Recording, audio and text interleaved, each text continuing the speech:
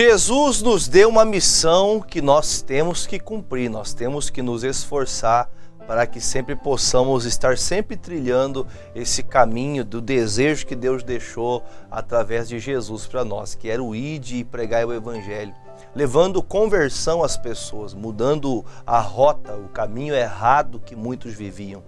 E quando o apóstolo Pedro, junto com aqueles que estavam no cenáculo, 120 pessoas, haviam mais pessoas, mas alguns não estiveram neste dia, 120 pessoas foram cheias do Espírito Santo, e ali então começa uma obra de Deus. A obra do Senhor, ela começa na vida desses discípulos desde quando eles começam a aprender.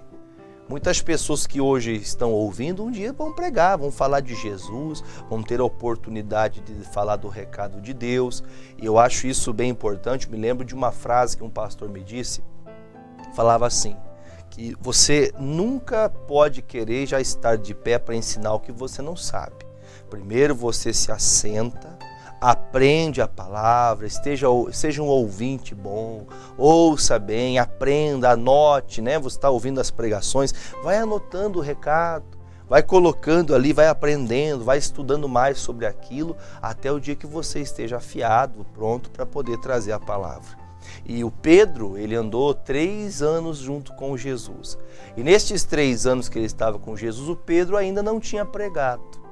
Tem pessoas que elas querem chegar e fazer e serem, vamos dizer assim, elas querem estar no lugar de mais alto escalão sem nem ainda ter começado o primeiro degrau.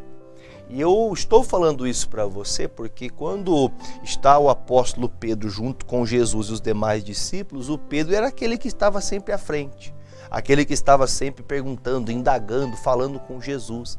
Só que o que me chama a atenção a falar sobre o Pedro para você é que o Pedro, ele sempre estava querendo aprender. Por mais que ele levasse nos dedos, Jesus chamasse a atenção dele, ele estava sempre aprendendo com Jesus. Só que chega um dado momento que quando Jesus morreu na cruz e ele ressuscitou o 3º dia, a Bíblia fala que Jesus ensinou, olha, vocês têm que esperar até o dia que vocês sejam revestidos. Então nós não podemos ser afoitos, nós temos que aprender. Deus, como é que eu faço para ajudar pessoas? Eu vejo necessidade. Tem pessoas, por exemplo, que elas sempre são procuradas para falar, por exemplo, de vida financeira. Como que eu posso falar de vida financeira, de uma coisa que seja a respeito da palavra de Deus, para que eu não fale de mim, para que eu possa usar desse conhecimento para falar de Deus? Então eu vou estudar, vou aprender como fazer. Pode ser alguém que sempre, você talvez é aquela pessoa que sempre alguém vem falar para você do casamento. Todas as pessoas que vêm até você falam, olha, meu casamento está assim, está assado, está daquele jeito. E você não sabe o que falar. Você sabe como fazer, como praticar, mas não sabe dar a palavra para ensinar essas pessoas. Então a Bíblia fala que para que os discípulos pudessem pregar, eles precisavam primeiramente ser revestidos. Eles tinham que primeiramente ser cheios do Espírito Santo, de maneira tal que eles pudessem, então, com ousadia no Espírito de Deus, pregarem e as pessoas, então, mudarem a rota. Conversão é mudar a rota. Se você foi batizado, se você é uma pessoa que tem um cuidado de ir para a igreja, você é um religioso, e você, infelizmente, você não mudou a rota, você continua do jeito que você está, pastor, eu era orgulhoso, você continua orgulhoso. Você era mentiroso, continua mentindo. Você era uma pessoa falsa, continua sendo falso. Quer dizer, você não mudou a rota. Então veja que Pedro ele passou por 3 anos duros com Jesus, vendo coisas maravilhosas, mas ele passou um período de aprendizado. Só que chega agora o momento que ele não pode só sair falando de experiência, porque falar experiências é bonito você ouvir falar de experiências, mas o que marca o coração de uma pessoa, o que faz uma pessoa se converter é a pregação do Evangelho. Então o Pedro chama a atenção, porque todos ali são batizados, são cheios do Espírito Santo. Aí então algumas pessoas começam a criticar, dizendo que eles estão embriagados, aquela coisa toda, e o Pedro então toma a palavra e começa a pregar. E essa pregação que ele começa a fazer move o coração de muitas pessoas, e tinha muita gente ali, tinha muitas pessoas. Eu aqui, se você pegar o capítulo 2 inteiro, você vai ver nessa história que essas pessoas que estavam aqui, elas vieram só talvez para criticar, elas vieram ali para poder ver o que estava acontecendo, só para ver o barulho, que barulho é esse que está acontecendo aqui. E eles vieram, e o Pedro então sendo indagado, e ele como um líder, ele toma a voz e começa a pregar, ele começa a falar de Jesus, do que Jesus fez, fala por que Jesus morreu, ele dá uma aula da palavra, ele dá uma aula de entendimento da palavra. Aí chega um dado momento, que aqui até a Sociedade Bíblica deixa aqui pra gente como um título, como um subtítulo, melhor dizendo, no capítulo 2:37, falando as primeiras conversões. As primeiras conversões não quer dizer que as pessoas que ouviram Jesus não se converteram. As primeiras que os discípulos, agora cheios do Espírito Santo, eles têm o poder, a capacidade, a autoridade de a pregação trazer a transformação para aqueles que estão ouvindo. Diz assim, 37. Ouvindo eles isto, compungiram-se em seu coração e perguntaram a Pedro e aos demais apóstolos: que faremos, varões irmãos? É uma pergunta, o que nós vamos fazer? E disse-lhes Pedro: arrependei-vos, e cada um de vós seja batizado em nome de Jesus Cristo para perdão dos pecados, e recebereis o dom do Espírito Santo. E algumas pessoas até usam esse versículo para falar que o batismo é feito em nome de Jesus. Nós fazemos no mandamento de Jesus. Na ordem de Jesus, nós batizamos em nome do Pai, do Filho e do Espírito Santo. O batismo, segundo as Escrituras, eu te batizo em nome de Jesus, em nome do Pai, do Filho e do Espírito Santo. Em nome de Jesus eu venho batizar você no nome de Jesus, mas eu te batizo em nome do Pai, do Filho e do Espírito Santo. Essa é a forma correta que a Bíblia descreve. Nós temos que entender. Tem gente que dá o crédito para o Pedro, né? E o crédito é toda a honra e glória de Jesus. E quando então o Pedro fala: olha, vocês querem saber como mudar? Então eu acho que para já de diretamente ficar no nosso coração quando o Pedro fala daquele grande discurso, as pessoas que estão ouvindo Pedro, eles param, eles analisam e eles falam assim: Pedro, como que a gente faz então? O que nós temos que fazer? Mediante a toda essa pregação, a tudo que o senhor acabou de ensinar, o que nós temos que fazer? O que eu tenho que fazer para mudar? Qual é a postura que eu tenho que tomar para que eu então possa tomar posse disso que o senhor acabou de pregar? Para que eu faça parte disso também? Porque você pode ser um ouvinte muito assíduo, mas não fazer parte daquilo que é do céu. Você pode ser uma pessoa muito presente na igreja e não ser uma pessoa do céu. E eu posso te provar para você. Porque o Pedro fala: você quer saber o que tem que fazer? Arrependei-vos cada um de vós. Quer dizer, você tem que se arrepender. Então, a conversão, as primeiras conversões, desde as primeiras até os dias de hoje, e assim será até a volta de Jesus, arrependei-vos. O arrependei-vos é olhar para dentro de você e, mediante a grandeza da santidade de Jesus, o amor de Cristo te faz você se constranger a ponto de você olhar para você e ver a mediocridade que há do homem, do ser humano em você, e olhar para dentro daquilo que a palavra diz e fazer uma comparação. Espera aí, isso aqui é o que Deus quer, mas eu não estou fazendo isso. Eu estou totalmente contrário à vontade de Deus. Então agora eu vou fazer isso aqui. Eu vou estar aqui. Eu vou entrar aqui nesse lugar. Porque é aqui que Deus me quer. Esse é o projeto de Deus para a minha vida. Então aí começam as conversões. Uma conversão, que fique claro, conversão só se é dada, validada diante de Deus, quando a rota, o caminho é mudado. Pastor, antes de Jesus era uma pessoa que tinha um medo que o senhor não tinha ideia. Você hoje é de Jesus, continua com medo de tudo.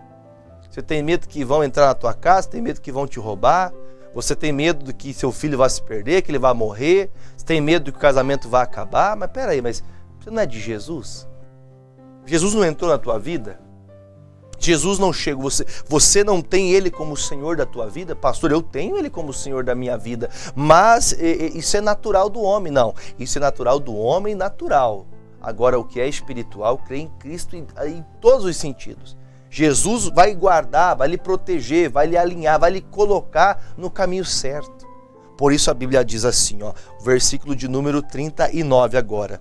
Porque a promessa vos diz a respeito de vós, a vossos filhos e a todos que estão de longe, tantos quanto Deus nosso Senhor chamar. Todos que ouvirem a voz do Senhor Jesus. O Senhor te chamou você? Então essa palavra também é para você. Ele está dizendo: arrependei-vos. Sejam todos batizados. E o que me mais marca é esse versículo agora, versículo 40 e o 41, eu vou ler. E com muitas outras palavras, porque o Pedro tinha palavra para pregar, ele não era só uma pessoa boa, não era só uma pessoa bacana, ele tinha palavra, ele tinha coisa de Deus. Você tem que estar em locais onde te ensinam a palavra, onde não só te enche você e canta, e canta, e canta, e canta, e canta, e canta mais um pouco e fica sem palavras. Tem que ter palavra, tem que ter aquilo que vem do céu. E com muitas palavras, isso testificava e os exortava. A palavra traz a exortação. Infelizmente, as pessoas atualmente falando, não só hoje, acho que sempre foi assim, creio eu, que as pessoas sempre elas só querem ouvir o que agrada os ouvidos.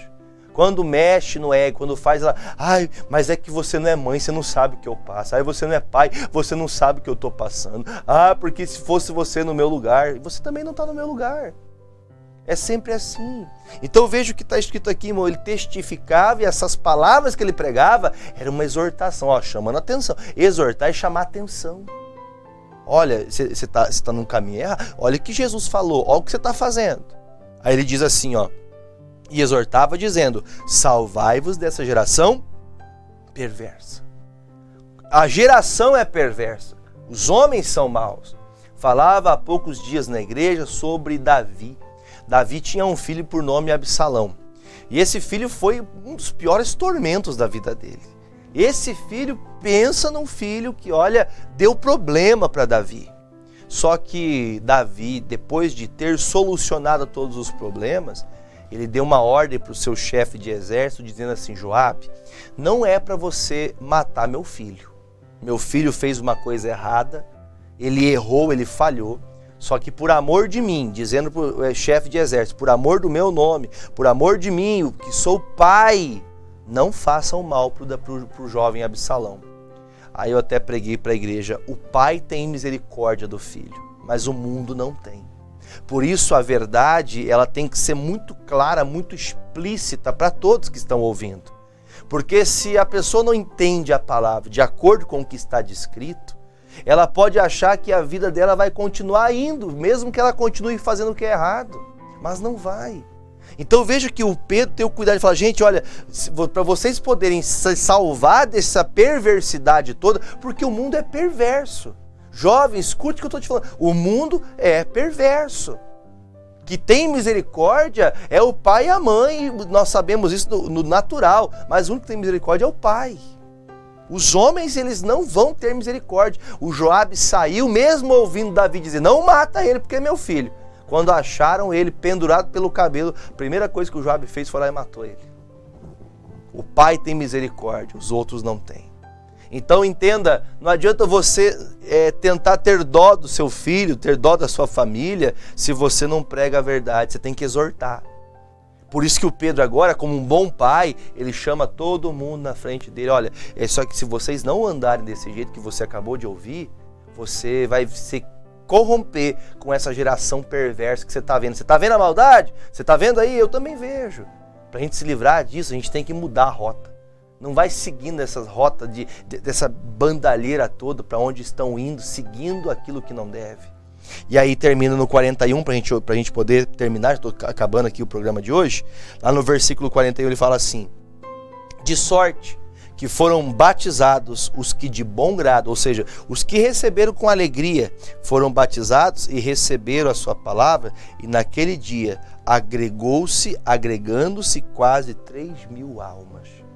Então, a primeira pregação que o Pedro faz, o primeiro momento que ele como pastor, ele como líder, ele agora, a primeira pregação, o primeiro culto, a primeira mensagem que ele faz, que ele transmite ao povo, esse grande, não era pouca gente. Quisera todos os pastores que fossem trazer a primeira pregação, ter 5.000 pessoas na frente dele, 3.000 pessoas, para ele poder pregar, exortar, ensinar. Eu acho que ele estava até empolgado ver tanta gente. Só que o que mais me chama a atenção é que aquela pregação simples de um pescador. O Pedro não era um poliglota. O Pedro não era um entendedor da lei, não era um entendedor de todas as coisas, das ciências. Não. O Pedro era um pescador, um simples pescador. E ele abre a boca, inspirado pelo Espírito Santo, ele fala de quem? Fala de Jesus. Como que a conversão acontece? Falando de Jesus. Você quer falar demais de você? Fale de Jesus. Fale o que Jesus fez por você. Fale o que Jesus, os feitos de Cristo. E ele pregando, trouxe essa pregação, exortou e naquele dia, eu acho que ele até cansou o braço de tanto batizar a pessoa. Eu te batizo em nome do Pai, do Filho e do Espírito Santo. Eu te batizo em nome do Pai, do Filho e do Espírito Santo. Que essa é uma postura que na hora do batismo por imersão, não é um copinho de água na cabeça, mas é o batismo por imersão, que é estar dentro da água. Naquele dia ele ficou 3.000 vezes fazendo isso, batizando pessoas. Por quê? Porque conversões verdadeiras acontecem quando a gente quer mudar a rota. A gente não quer continuar andando como estava. Que seja assim na sua vida também. Mude a rota, converta-se de todo o coração e seja de Jesus. Amém?